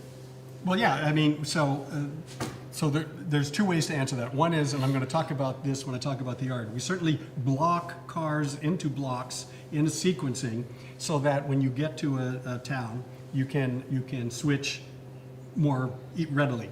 But we also have blocks of cars. I've just mentioned The reefer block, The right? reefer block, Yeah. exactly. The reefer block has blocks of cars. What we do, something extremely sophisticated. There are little colored tags on the top of the reefers. All right, and you know, there's a card that has a red tag on it. That means that any of the reefer cars that are red, they move as a block. So Yep. we do both of that. Do we do that for the sand train too? No. I can't remember. No car cards. There's just no car cards at all, right? All It's goes just to moved. B2 It's LTT. it's a unit train, and Right. it just gets moved as a block. And while we're talking about, how about the sugar beet train? And the sugar beet train. Same thing, no cards. No cards. It's a unit train. There's another question that I think maybe should have been covered earlier, maybe you did and I missed it, but when you built the building, how big is that building? Right, how big is the layout and how many operators can you put on it? You only get one. One question. Which one do you want? What, the building or the operators? That was your One- question. One okay? operator? That was your question. What, Yes. This isn't, are you a genie? What is this? For my Okay. one wish, I'm gonna ask for 3 more wishes. Right? Okay, start again. How big is the building? The exterior of the building is 36 by 20, 22, I think. 28. Oh. 20. I thought it was the equivalent of a garage, which is like 22 or 24 by 36. 24. Don't ask me, I don't know. I forgot. Math is hard. No, Numbers are- memory is hard. Math is easy. That too. Okay, so yeah, it's roughly 24 by 36. Okay, second question you had, or did you Well, forget already? it says Operators. max operators needed to operate, and you kind of did cover that. Okay, maximum number of operators we need to operate it is my grandson comes in and runs it all by himself. So it's as little as one. Yeah. but One as person many can as- enjoy themselves for several hours doing things. When they leave, that's the way it is when they come in, the next crew comes in. Yep, we just pick up. Whether it's where it was one on top. person or 15. Yep. The maximum we've ever had is 15. 15. 15. Timetable and train order takes more people than track warrants or visual flight rules. But we have had 15 total. I would say a normal comfortable one is 8 to 11, yeah. Any more questions on that? Nope, that was it. Okay, 46. All right, so as I mentioned, operators always have a job, no waiting unless you want to rest. So now I want to talk about the yard, because the yard ties in, and how we operate the railroad ties in tightly with the double-ended staging and so on. Essentially, how the railroad works is virtually all traffic comes from staging. You saw that through freight. There's an eastbound and a westbound. We typically run two in each direction, in a session. So each direction is dropping 18 cars onto the layout and pulling 18 cars out. The eastbound, westbound is 36 cars, and of course it's 72 cars if we run them twice. So that's where most of the traffic is coming from. Of course, there are some trains that we just run through the layout, like the passenger trains, and those are just other traffic. And talking about doing things for new operators, Murph, that's a great way to introduce. We do this all the time when people are new to the layout. We'll give them one of the passenger trains. They'll take it from staging. They'll learn the layout, work it up maybe to Pacific Grove, and then work their way back. Don't have any work in between, but they get to see the layout. But in terms of switching, everything is going to come from staging. It goes to Salinas or Watsonville, mostly in Watsonville. They get broken up into locals. When we get, and what the yard guys do, when we get enough trains, or enough cars for a train, we fill the clipboard out and ta-da, guess where it goes? Goes into the rack. Goes at the front of the rack, the next crew grabs it, and that's how locals work. They're not scheduled. So I want to talk about how the yard has been designed and how we use it and why it's easy to operate and why it's so efficient. So as I mentioned, we sort incoming cars, we block trains. By blocking, I mentioned that we don't just assemble cars into outgoing trains, we put them into blocks. There are blocking charts. Thanks for the instructions. Another way of wording that would be, we have a specific order we want. A specific the cars in. order in which the cars Right. will go. So cars to the same industry go together and they're in an order. So we build the local jobs in the yard, they go to the front of the rack. Guess what? When those locals come back, they'll, you know, if 10 cars come back from Gilroy or 12 cars come back from Gilroy on the local, probably 10 of those cars, 8 or 9 or 10, most of them were going to go back to staging, and 2 or 3 might go to another on layout spot. Right. Okay? But mostly they're going out onto staging. So let me show you what the yard looks like. This is, I'm going to start with the west end of the yard and show you the key pieces. I kind of marked, there's a caboose track there. So trains that are going out in that direction, we can stack, going out eastbound to the right, the westbound yard operators can stick a caboose on it or pull the caboose off. There's a great place to store it. All that's very, very handy. There's the yard lead. It goes off the picture here, but it goes way out. And the yard leads are at least as long as the longest train number of cars. So that's not quite, I don't think it's got long enough. I'm not sure if we could pull 18 cars down the yard lead, but Dave says we can. Why don't we define yard lead? Yeah, the important part here, yeah, I should probably go back and point out that I pointed out where the main is and a passing siding at Watsonville. So that means that trains that are not needing yard work can pass right through, right through town. They don't interfere with any yard operations.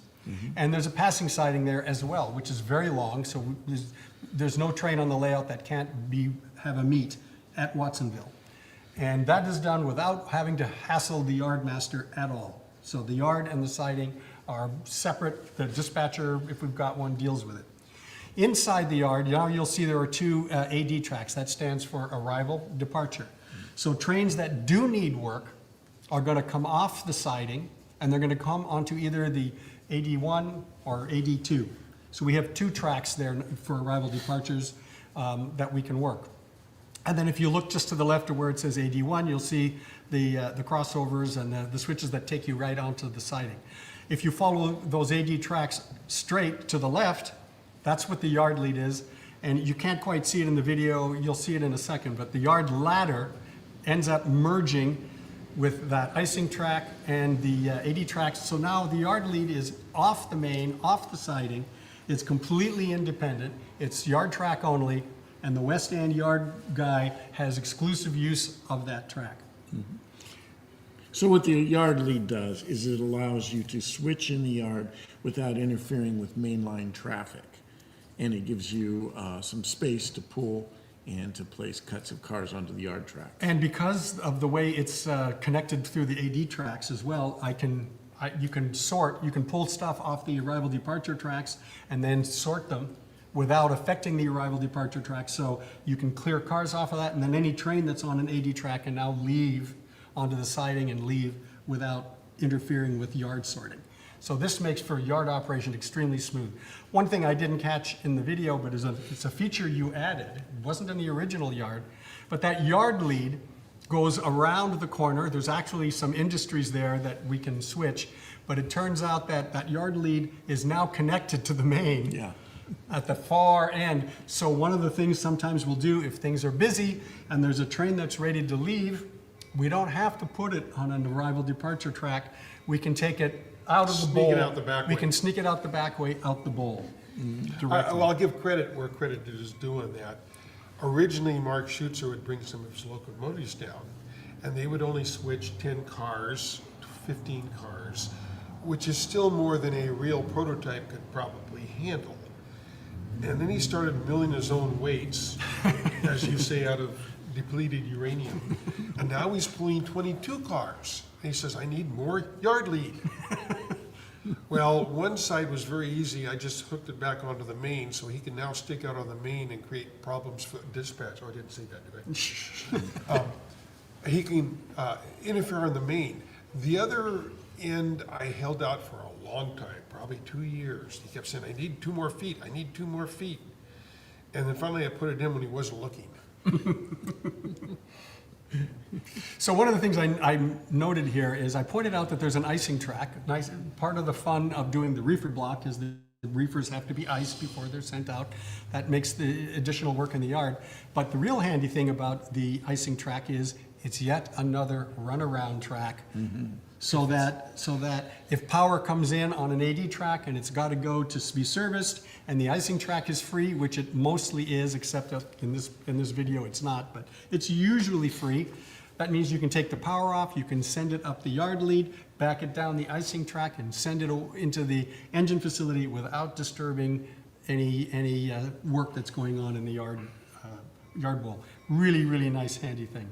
So let me pan you through. You can see I stopped it there. I mentioned this earlier. I wanted to point this out. You can see from across the 2 AD tracks, arrival departure tracks, there's a crossover going from one to the other in both directions. All right? So that means I can take a train that's coming either eastbound or westbound and put it on either AD track, and I can get them by going forward onto the yard lead and get them off the AD tracks. And what was cleverly designed is the length of that pocket. And Pocket, we they call could it have the been, pocket. we call it the pocket. They could have been, the crossovers, you could have done a double crossover, you could have put them butt to butt. But by spreading them out, it left that pocket for the cab forward. So that's kind of where the experience of working on the R&D, doing switching and moving cars and saying, oh, it's really nice to have this place that park that cab forward out of the way and yet not block access to the arrival departure tracks. And guess, you going to say? I have a question. Was this a prototypical design? I don't that know. Came I don't know from if they, somewhere? I don't know. They don't Because- run, the prototypes don't quite run like we do. But that screams to me of something that a prototype would do because it would make things easier. Well, I think you're right. I think that's exactly what they would have done if they needed it. And that's one of the reasons why we need so many of our decisions that same way. Do we need something here? Yes, we do. Is it practical? I just was going to say, because one of the philosophies in this is, unlike building a time saver, which is a puzzle so that you have a challenge, we've kind of always run the railroad as if it was a real railroad. We want to make our lives simple. Well, that's what real railroads do. That's what, Yes. exactly, that's what a real railroad would do, right? Yeah. So this has been designed to be easy to operate and simple and not arbitrary complexity as the challenge.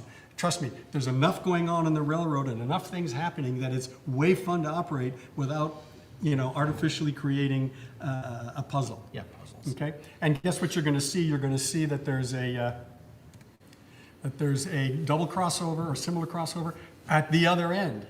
So here are the bowl tracks. There are 6 tracks that we use for sorting cars, and the one at the bottom here, I think I've got there's the runaround track.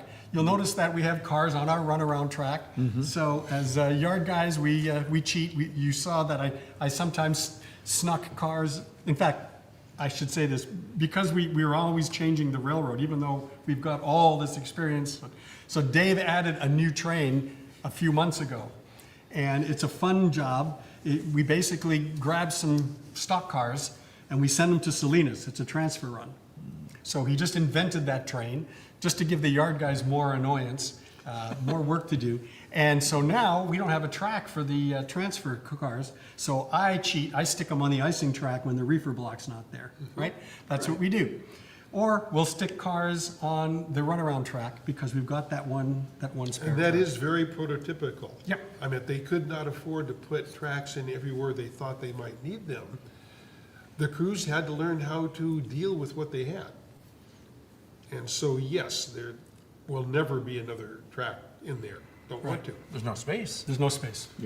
And so then we move over to the east end. This is where the engine terminal is, engine facilities. And I'll point out there's some interesting things here. There's the engine terminal.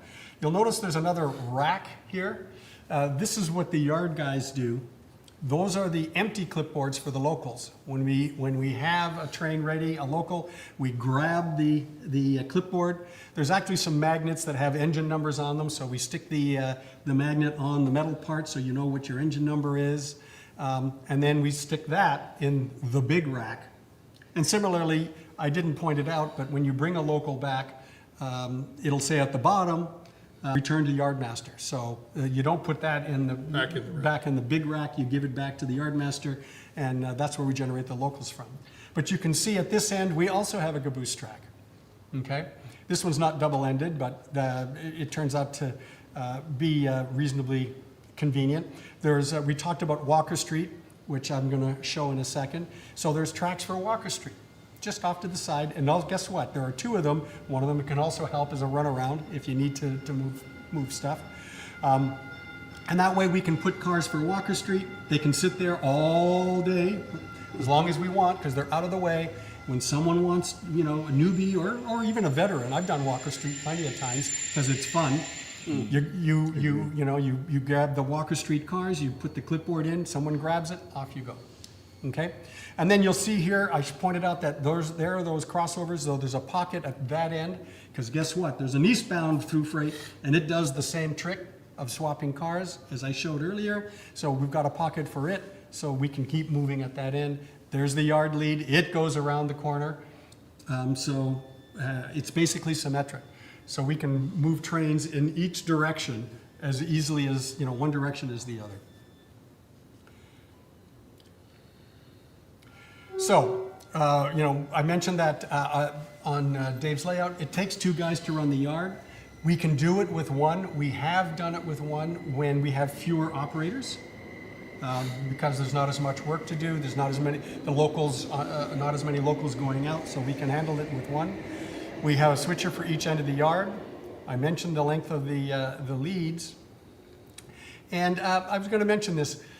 There are I've done a number of yards in lots of different layouts, and I hope I'm not offending anyone in the audience, but it drives me crazy when I have to say, look up and see a track schematic with a bunch of lines this way, that way, and some LEDs and some toggle switches, and I look at that, which is maybe 2 feet wide, and I look down at a 20-foot long yard and have to figure out which toggle works which way. Now, some guys are pretty good. They'll put the number of the switch up on the toggle and they'll put it down on the yard, but you're constantly doing this up and down. And I did that on my first layout, and I thought, this is awkward. If you're experienced and you got used to it, like playing the piano, right? Once you know where the keys are, you don't have to, your fingers remember, but it takes a while to get there. But for new guys, newbies, and we want newbies to be operating, that's a problem.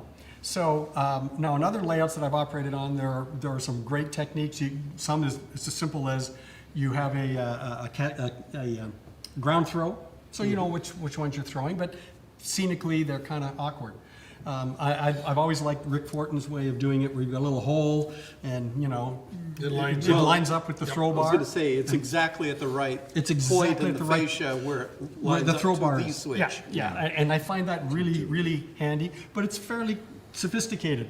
Lining things up, getting the holes right, getting the tortoise all wired up. So Dave is lazy. He didn't bother. My reputation. He didn't bother with ground throws. There are some, to be fair, but mostly when I'm working the yard or someone's working the yard, it's very easy because all the turnouts are spring loaded, so we can just we just finger flick it. There we go. The crossover is set. All right. When we want to, this is when you're moving things around, you just finger throw them, and they snap over, and that's really simple. Yep. And it's fast. Yep. Not very prototypical in a way, In real life, you'd had a crew out there but doing you'd it. had a crew doing it. So I don't think we're cheating that much. Yeah, we use 10 brakemen. So I kind of wanted to. Oh, that's what they are. Fingers are brakemen. So I did want to spend enough time to talk about the double-ended staging to show how we flow and talk about the yard to show how traffic gets generated.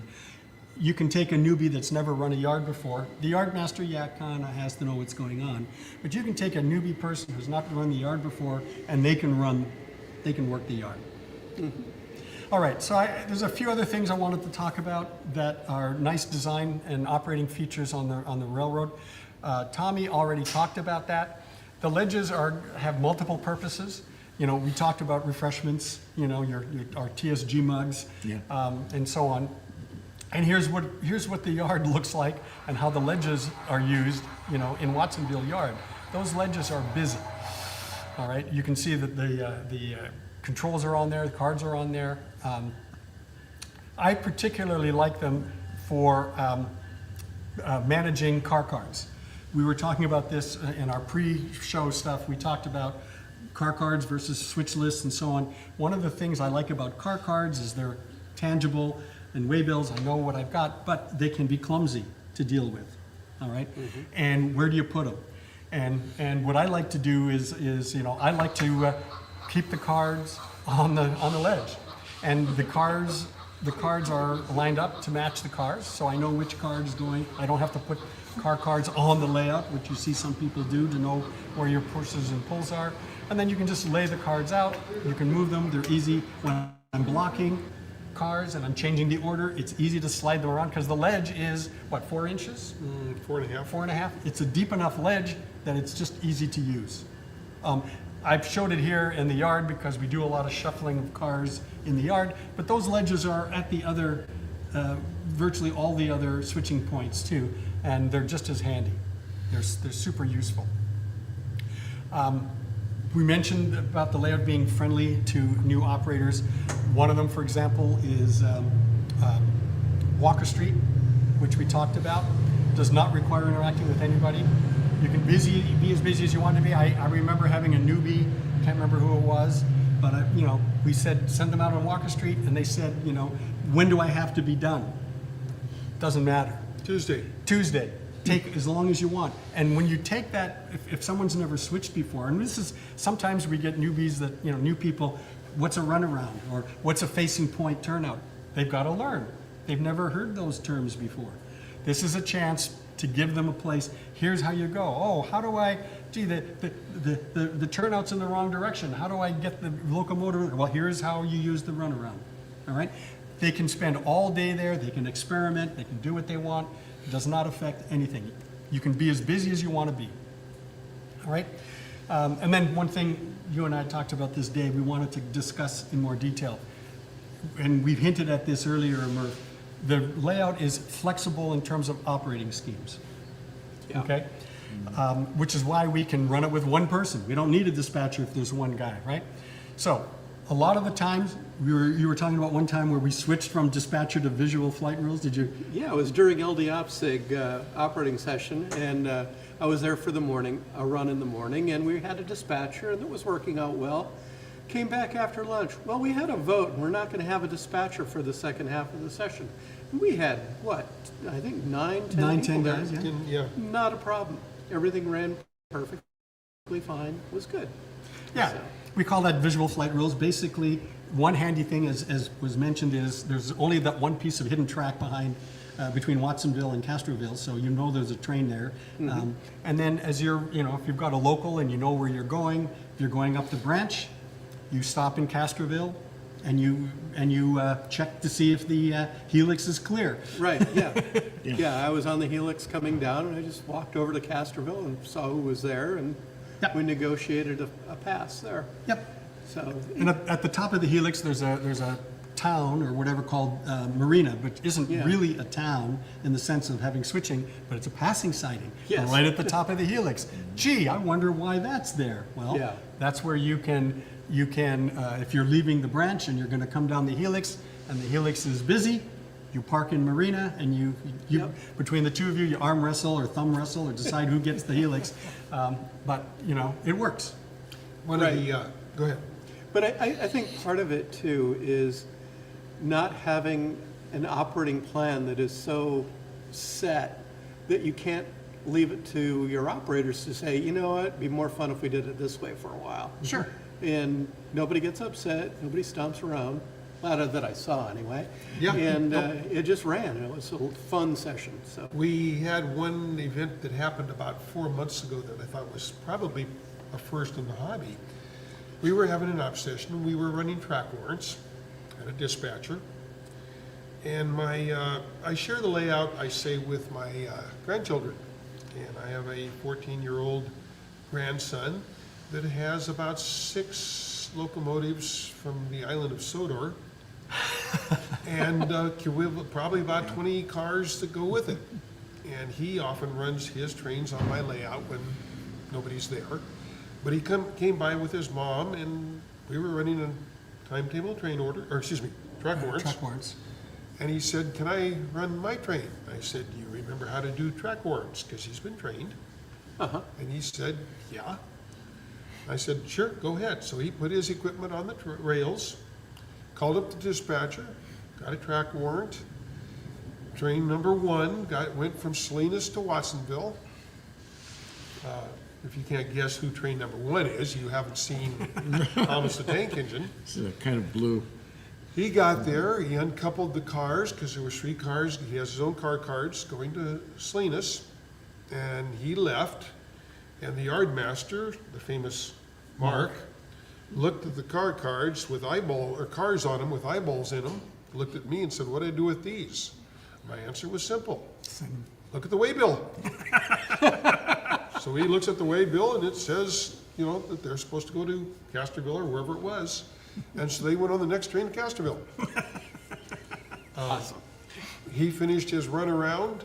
His mother came and said, "We gotta go." So I told the guy in Salinas to put the equipment back in the sheds that he's in, and the cars stayed on our layout for about 2 or 3 more sessions before we got them off.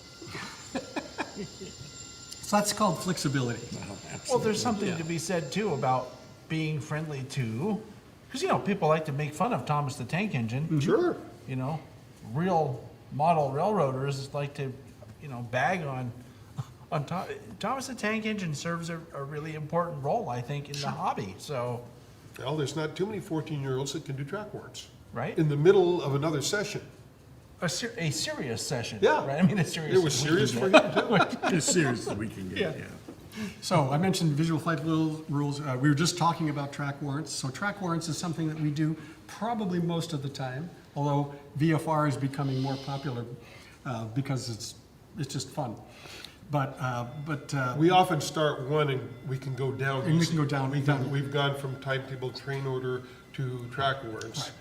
And we've often gone from track warrants to visual flight rules, because the guy wants to dispatch, but he doesn't want to dispatch the whole session. all day, yeah. And so consequently, if nobody else wants to, we downgrade. Yeah. So I wanted to talk about this last item here, which the hair stands up on the back of the neck of most operators when they hear, oh my God, timetable and train order. This is a nightmare. I don't understand the lingo. I don't understand the rules. I have no idea what I'm supposed to do. And guess what? We can also do timetable and train order all in the R&D.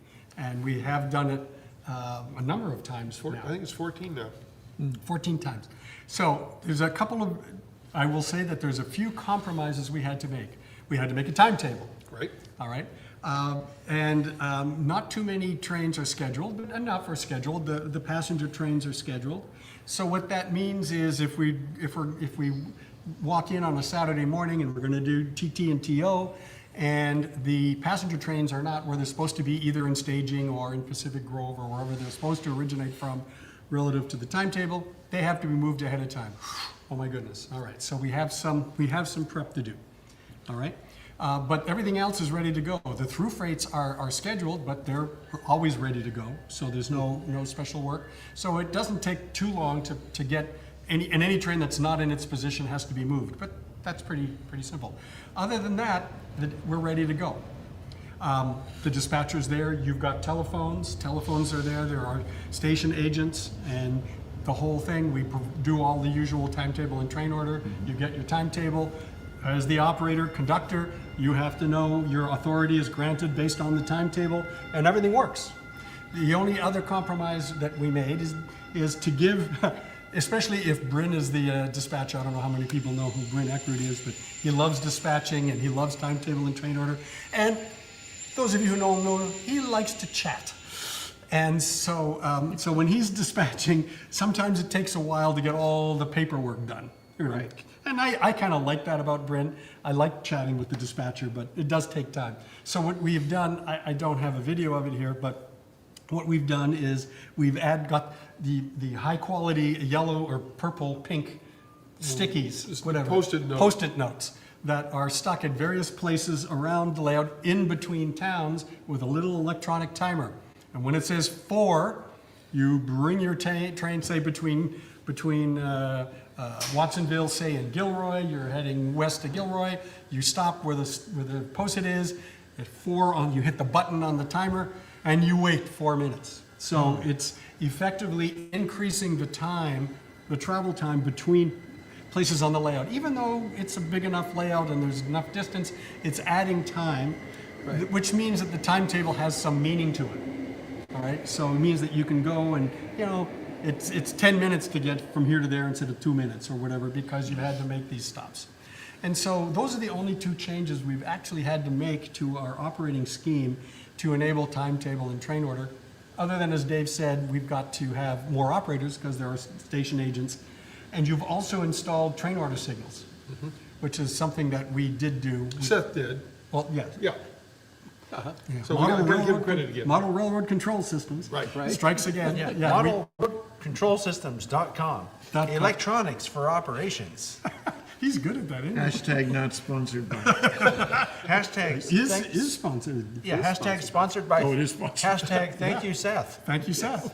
And so the station agent operators have the toggles and the controls to turn the station, the semaphores on and off to pick up your train orders. And it's the only difference is, and guess what? It's just like the real railroad, right? The reason we don't use timetable and train order today is because you can't move traffic as quickly as you can with, a fully Track signaled warrants. railroad Less or even fun. track warrants. Yeah. So the railroad does run slower, where if we're running warrants, we can often get, we only run the through freights once a day on the timetable. They run in each direction. So we're not moving as many cars, not as much traffic, but it's also more challenging because you've got to understand when you're switching in Gilroy, when you have to keep the main clear because there are scheduled trains, and you have all the fun of timetable and train order. So I think that that's a really nice feature of the layout, being able to operate all these different ways. So I just want to finish here. Now, I want to know who came up with the logo and all the little music. You'll see. Yeah.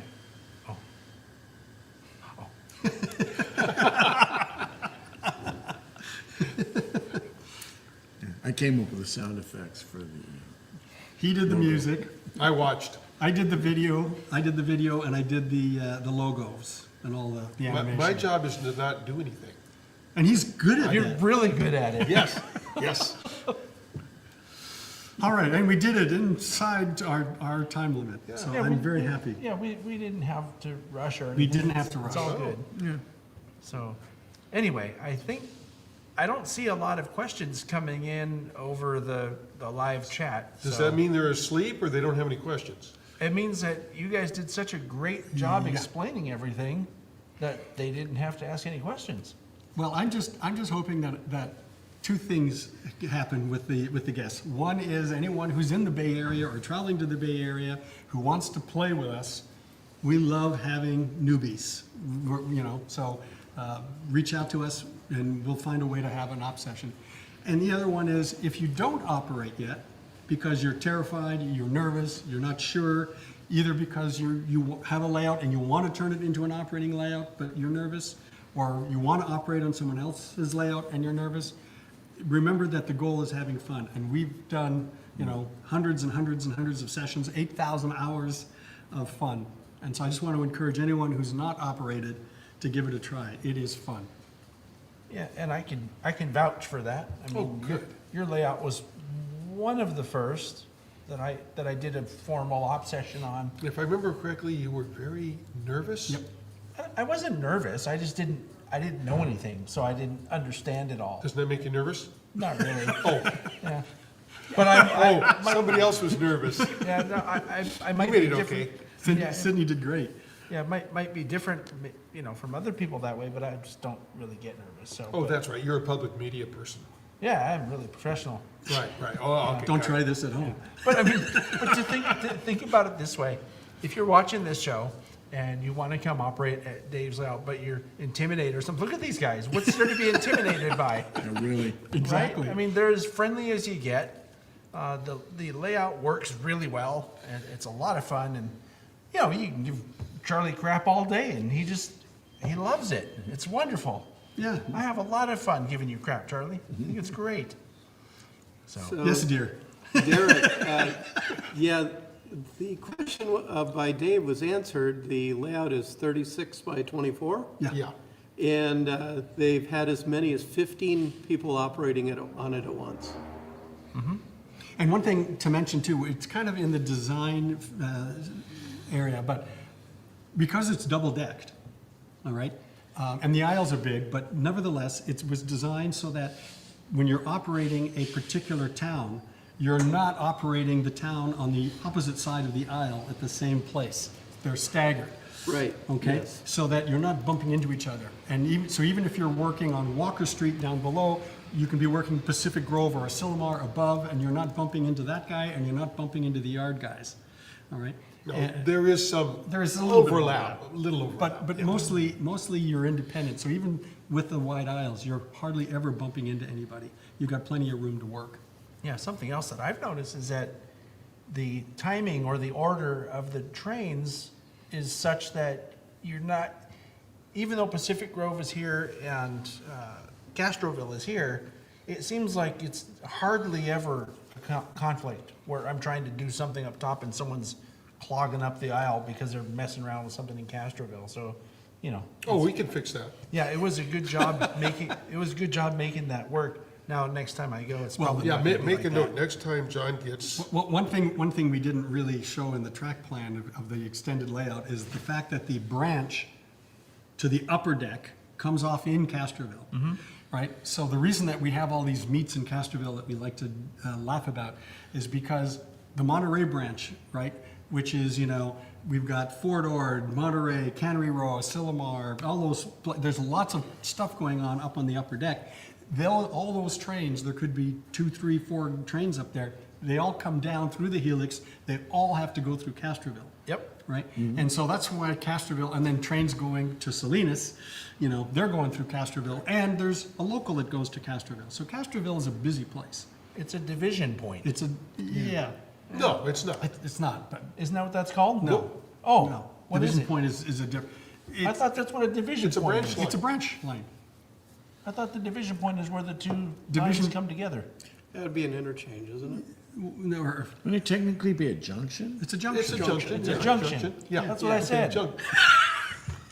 Oh, I'm sorry. My clearly hearing heard aid wasn't working. Remember, don't you remember the song, Watsonville Junction? That's right. Only in this case. It's somebody was- Castroville Junction. or it's- That's what I was Yeah. teasing him, saying, wait a minute, it should be Castroville Junction. But you know, it's funny, I have had been to the layout and operated several times before I realized that that was where the branch line starts and ends, is that, you know, Yep. where you go into the helix there. And, Yep. and that the fact that the whole upper deck is just the branch line. Yep. When you first go, you don't notice that stuff, you know? I don't. I'm just like, oh, okay, I gotta run a train. Well, where does it have to go? And I'm just looking for, you know, where it has to go in the layout. So, it's fun though. So, anyway. All right, well, we've, I'm staying quiet about this one. yeah. It's time to go. So before we go, I want to thank you guys for coming once again. It was fun. Yeah, we don't have any fun doing these things, as you can probably tell. Not at all. But, right? So thank you very much. Thank you, Murph, once again, for everything. And I really want to also thank the SBHRS and our friend Ed, who's sitting behind us. Ed. Who's sitting behind the camera that, not operating the camera, but literally sitting behind the camera here. And thank you very much, Ed, for coming down and always being available when we want to use the space. I can't think of a better place to do these shows because it's railroady. We have the trains going by outside, and it's just a lot of fun. So thanks, everybody, and thanks, everyone, for watching. And, of course, thanks to our top secret producer, who makes everything work the way it's supposed to on the stream. So, all right, and that's it. So we'll see you all next month. Thank you for coming.